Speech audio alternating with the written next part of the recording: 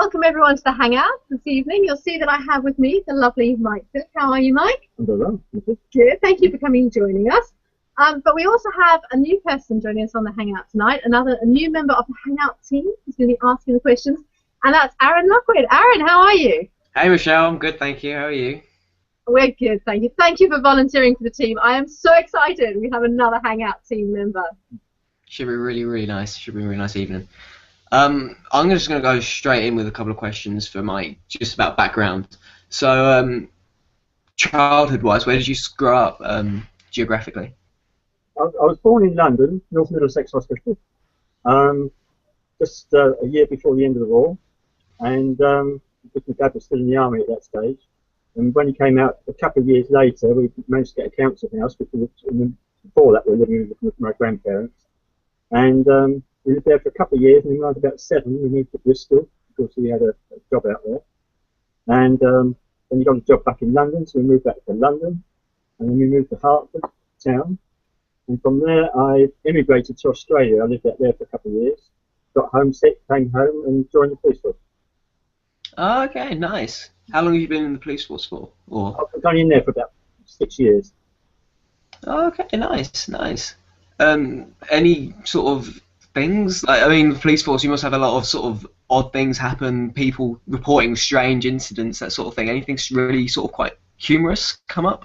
Oh, well, yeah, there was one I couldn't stop laughing. I was on the desk one day in Harlow, and a lady came in. She said that she was trying to get out of the car park in Harlow, and in those days, the car aerials used to come up from the wing, the right wing.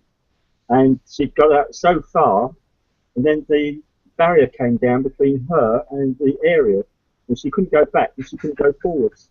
She was telling me this, and I was laughing so. It's not a laughing matter, young man. Oh no! It's difficult to take someone seriously when they've got themselves stuck in a car park.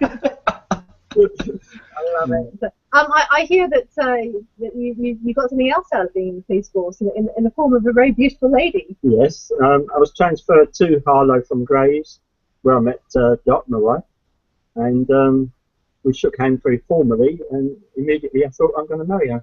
And it was about a couple of weeks before we actually went out, because she went home on leave and that kind of thing, do different shifts, that kind of thing, and went out on her 21st birthday, and I proposed. And it's 3 weeks after we went out. Oh, wow, that's beautiful. That is a lovely way to sort of meet how sort of just naturally it came to both of you. Yeah. So, yeah, it's quite sort of cliche perfect, if you know what I mean. Well, initially she said you're drunk. Oh, no, I wasn't. Were you both Christians when you met? No, both believers. We're both C of E, but didn't go to church regularly or anything like that. I was baptised into the C of E church the year we were married, but I hadn't been christened as a child. And then it was some years later, by which time we had 3 children, and now and then we went to the local church, because I was a club leader. We used to go there once a month for the children's service and that kind of thing with the clubs. But we just felt something was missing. And on one occasion, we were watching Songs of Praise, and it was coming from Leeds Castle. It was in the October time, 7th September, October, just getting sort of dark and dusk. And all these people were holding candles and singing, and there's such a look on their faces, and both of us said at the same time, that's what we want. And obviously God heard us, because within about a week, our insurance agent came and said, I've found God. And from then on, we couldn't get rid of him. He was coming and knocking on our door, even when we didn't have to pay the premiums. That's not the first thing I'd hear an insuranceman say, I found God. I mean, no. It's very sort of different I mean, usually when somebody's come to God, it's someone who's, I don't know, they use the word with people, or it's not usually sort of someone in that kind of industry, because I don't know, generally speaking, that kind of industry is quite a money orientated, and obviously Christianity isn't. So it's very sort of different, a very odd way of sort of different person to come and find that in you, if you know what I mean. Well, his daughter, in fact, had been witness to in the town centre, but because she was a teenager, underage, then before she started going to the church, the pastor came round and wanted to chat with the parents. And invited us talking to the parents, he converted them as well. So, Oh, wow. so, And then he came round to sell you Yeah, insurance, yes. but sold you God as well. yeah. And as a result of that, the 3 children all made commitments, and 3 daughters, and also my mum, who was 72, the year after that. Oh, So hang on a wow. second. So you became a Christian. Yeah, Dot became a Christian. yes, Your 3 children became Christians. yes, All because an insurance guy yeah. told you That you found that God. he'd found God. That's brilliant. My mum as well, yeah. And your mum. Yeah. That's a pretty good sales rate. Yeah. That's very good. That's brilliant. Yeah. Okay, so you became a Christian. You obviously got into the whole prayer thing. Yeah. Yeah. How did you start praying? You know, because you hadn't been. Well, I know you said you were a believer, sort of thing. Mm. What was the difference between being a believer and being a Christian and praying? How did that all work? It was a relationship. We actually went to hear his our insurance man's witnessing, not witnessing, what was it, testimony at the local village church in West Burgolt, and Dot went forward for healing because she had terrible ear at the time. I forget what it was, but very bad earache and so on. And we prayed for her and she was healed. And then the 2 of us, as I say, we just made a commitment then and then. Okay. And about 3 weeks later, that I went to a meeting with Charles Slagle, an American evangelist in St Helena's School, and he just asked for people to go forward for prayer, which I did. It's the first time I've ever done it, and he just touched me, and I just went down in the spirit. I didn't know what hit me. Well, you like fell down. Yes, yeah. I didn't expect it. I didn't know. Had you ever seen anyone else do that? No. Was anyone else in the room doing that? Yes, but I was the first one because I was there. I was the first one forward. So okay, so it wasn't that you were copying anyone. Oh no. I don't know, No. Aaron. I'm really skeptical sometimes, and I like see people falling around, and I'm just like, yeah, they're all doing it because the other one's doing it. No, it's because I was right at the back, and I was actually talking to someone next to me, and I said, at the moment, I feel, with God, that I feel like a toddler, that I'm taking 3 steps forward, and he's taking 4 steps back. Yeah. And he said, well, don't push it. He said, well, God will let you into his life, and he'll let you into your life. He'll come into your life when he's ready. Okay. And that was obviously when he was ready. Yeah. As I say, when we had the call, I went forward, and Charles Slater just laid his hand on me and prayed. I don't even know what he said, and down I went. You're a very large man. Fall down on the floor. Yes. Wow, so that was a real impact. Oh yeah. Yeah. Really good. Amazing. Yeah. Okay, and what does Dot think of all of that? She was actually at home looking after the girls because one of them wasn't well, and as I say, she was looking after them anyway. So how did you explain that when you got home? Well, when I got home, I was actually laughing and giggling when she said you're drunk, just like giving acts. And I said, no, I'm not, and explained what had happened. And I put my hand on my daughter's knee because she'd had a bad knee, I think it was my middle finger. And she was healed straight away. She said, oh, I can feel the heat. And that was it. So, it really was So now you've been accused of being drunk twice. Yes. Is there a third time? It might have been in the past before that. Love it. So God knocked you out in the spirit. Yes. You went home. Yeah. You put your hand and prayed for your child's knee, and it got instantly better. Yes. I'm guessing you kind of like praying in that case. Yeah. Oh yes, I was. Yeah. But does this always happen when you pray? No, not now. Not now. But then, I think people find this, don't they? Sometimes you have to peak sometimes, and then you sort of might go back a bit, not in your faith, but in whatever happened, and then you peak again, and I find that this is what happens. I get refreshed by God every now and then. And, brilliant. Why did that happen? Because I know, like, sometimes, you'll be really going with God, and then everything just seems to kind of go on the back burner, and then, as you say, kind of things come again. I don't know. I don't know if it's things that are happening in your own life at that particular time. I mean, I have to admit that sometimes I've prayed and it's just like there's a concrete ceiling, so my prayers aren't getting through. And I've spoken to a number of Christians and they said also that sometimes they felt like it as well. And whether it's whatever they're going through at the time or whatever, I don't know.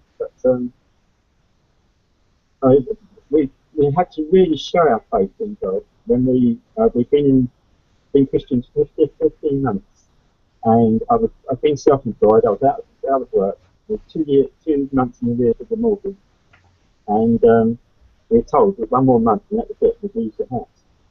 And we went to church one day, and there was a visiting speaker visiting me February 1992, and he said, whatever your problems are, lay them at the foot of the cross. And they had a big wooden cross there, and we both got and I wrote out virtually the same thing about the house. And we put them at the foot of the cross, and that night we prayed independently of each other. I was downstairs, she come to bed. And I felt God telling me to let the house go. It said it's a millstone around the neck. And I thought, how am I going to tell doctors? We've been here 12 years, and 9 years. And we've got 2 daughters. Alison was down at college at Southend. And I thought, how am I going to explain this to her? And the next day, she had a part-time job. And the next day she came home and we were watching right in the house up down there. And I was just about to open my mouth and she said, God told me last night that I let the house go. So that was it. We just phoned up the building society and said, sorry, we just can't afford this much mortgage, and then about 5 weeks we were out. Where'd you go? Well, the first week, I had a casual job in a people in Seville, and the first week I slept in 7 different beds. So a pastor's house and my brother's house, and then there's a single mother in the church. She had a flat, and she said that we could stay there for a while. It was a bit crowded because there were 2 other people there as well that she was putting up. And this is you with 3 kids? Well, Alison was still down in church, so our middle daughter, Tracy, was living with a pastor, his wife. Right. So she's doing a GCSE. And the youngest one, Caroline, was with us, 12-year-old. Oh, 11 at the time. And but then we got a house from rented to us by the council in Montfort. And as we moved in, we've had our furniture in 11 different houses, people in the church. We had to go hire a van and go around picking all the furniture. But as we were moving in, Doc took this box in full of stuff, and she said, I'm not going to unpack that, so I said, you're not going to hear it. And I've been searching for a house for 2 years, and I thought, well, I don't know, a job role, so I thought, well, I don't know how that's going to happen. And within a few weeks, I got a job as a school caretaker, with a house, regular income, and I was there for 17 years, so I retired. That's absolutely incredible. So I think, if you ask God the answer, and He tells you the answer, then you've got to go with it. You've got to have the faith. And I think that by showing the faith, I've got that job. We're really happy there in Norfolk. Yeah, incredible. Have you any? Sorry.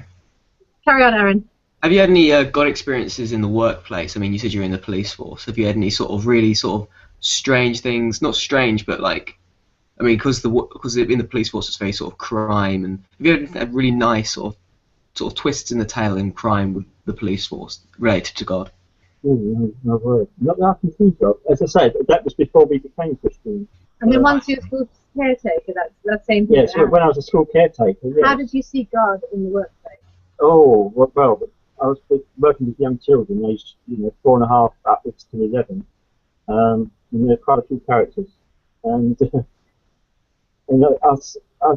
I'm sure I saw God move, in some of those lives, in many of those lives. Prayer has been obviously something you've done a lot of. Yeah. And you now look after the Kingsland prayer chain. Yeah. Now this clearly isn't a chain around your neck. It's not a physical thing. What is the prayer chain? It's designed to pray in an emergency. It's what you might call a first aid prayer for people in the church and their close relatives. In the event of an accident, or someone taken ill, or even if they're want to interview for a job or something like that, and they need emergency prayer, then they go onto the prayer chain and say exactly what it is, and then I pass it down to. It used to be via text or mobile, but we've got 24 people on the prayer chain, and on the way it used to get broken. Now just send out 24 emails. So hopefully after those 24, there's at least 50% who see them in time and through the play, and we have seen results. Okay. Yeah. So can you give us an example of something that someone, obviously confidentially, Yes, with no names, but something that someone's asked to pray for, and you've seen God turn around and go, okay. Yeah. Well, there's it's been going now for about nine and a half years, and initially, as I say, it was for mainly for the church people anyway, because if we put it further afield, then there'd be far too many people to pray for. But a couple in the church lived in the village, and the neighbours of the boy, who was about 4.5, he had a brain tumour, and the prognosis wasn't good. And his dearest wish was to go with his mate to school in September, which is about May or June.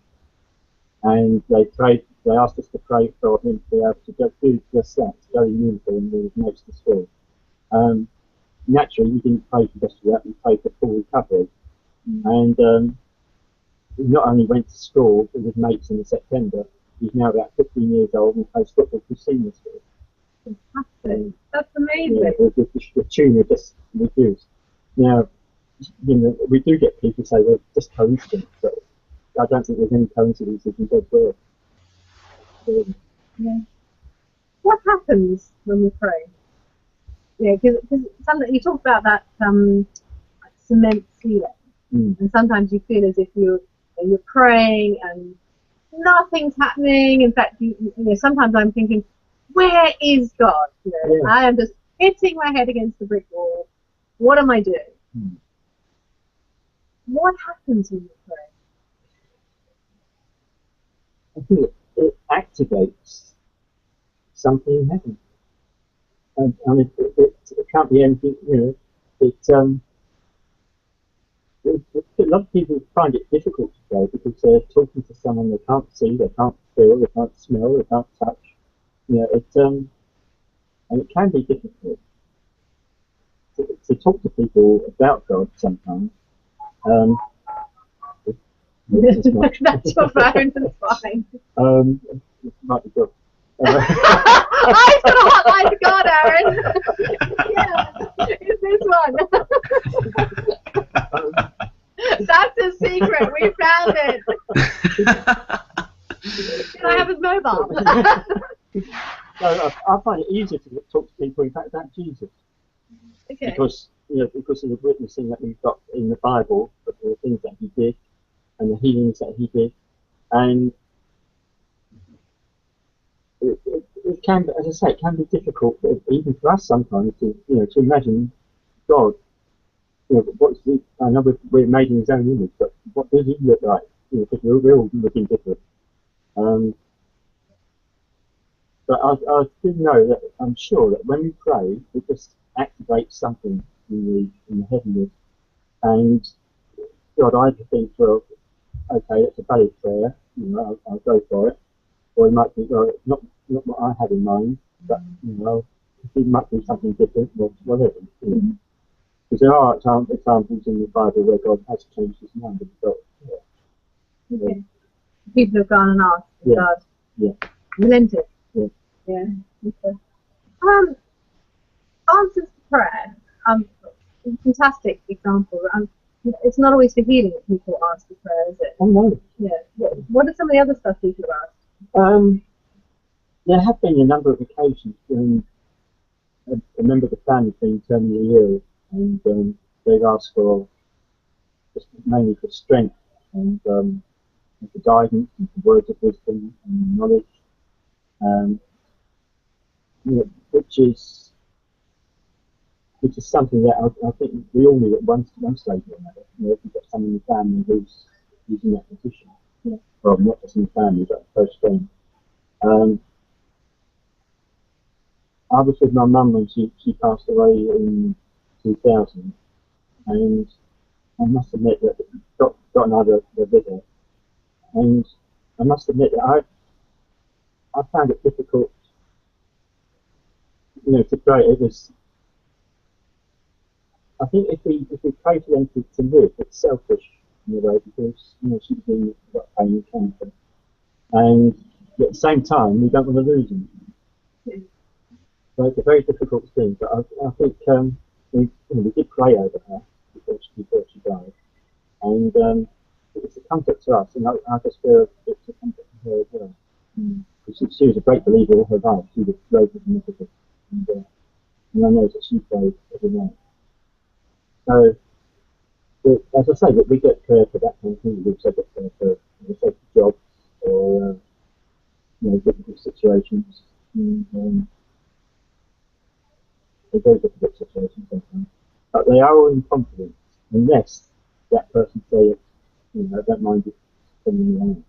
I mean, some of the prayers in the prayer chain are husband and wife, but in the main they're just you know, individuals. But I'm sure that most of them share it with their spouse, as I do with God. You know. But it stays there, and as I say, someone says, I don't mind the same in prayer. Okay, so practicalities. I've got a crisis. I'm going like I could do with some good godly people on this right now. What do I do? On the weekly news sheet, there is an email address. Okay. If it's something that's very urgent, then there's my home number, my mobile number. There's also the home number and mobile number of another member of the church, Paula Brown. And they can ring or email whichever, you know, they say that the case might be. You know, if it's something like my husband is going into hospital 2 days, you know, for an operation, then they can probably email it. Okay. But if it's going in now for an operation, then you know, they can ring it. Okay. All right. Well, we'll get the email address. We'll put it on the screen so people can see it. So it will be up on the screen up here, and so people can email you requests. And no, that's okay. I'll get the email address, and then you get on with praying with it, and you pass it on to all these other people. Yes. Okay, and they pray, and then we sit back and see what God does. Yes, and it's always handy to have feedback. You don't always get feedback. Okay. But whatever the case might be, you know, it's nice for someone to say, "Thank you for praying. This has happened," or "This didn't happen," or whatever. And it's completely confidential. Yes. Okay, so you don't run around telling other people, just the people on the prayer chain. Yes. And they're all the same. I mean, it could be something, you know, between a husband and wife, something like that. Yeah. So don't want broadcast everywhere. Yeah. You know, so, okay. Cool. That was really great. Mike, thank you for joining us. Aaron, we didn't even talk about his kids, did we? Because we were going to do that bit, weren't we? Well, yes, we were. Yes, we were. Why don't we do it just now? Why don't we just finish? Okay.